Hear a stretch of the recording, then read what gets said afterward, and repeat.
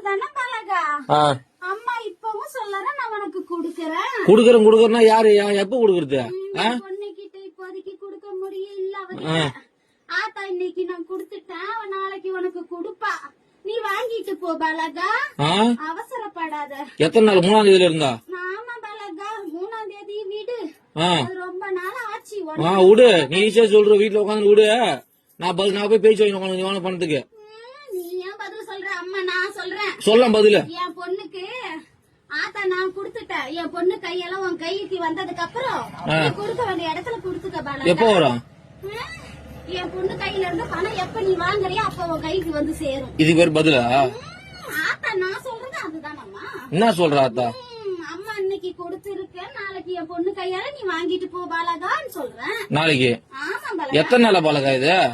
எத்தனை நாளா? இன்னைக்கு தானே சொல்றேன். இத்தனை நாளா எங்க போயிருந்த? இத்தனை நாளா அந்த பதில் சொன்னேன். என்ன சொன்னா குடுக்கறேன்னு. இன்னைக்கு என் பொண்ணுக்கு கொடுத்திருக்கேன், நாளைக்கு நீ வாங்கிட்டு போ பாலகா. உன் பொண்ணு கொடுத்தது இப்ப உன் பொண்ணு எடுத்து கட்ட சொல்லு முதல்ல.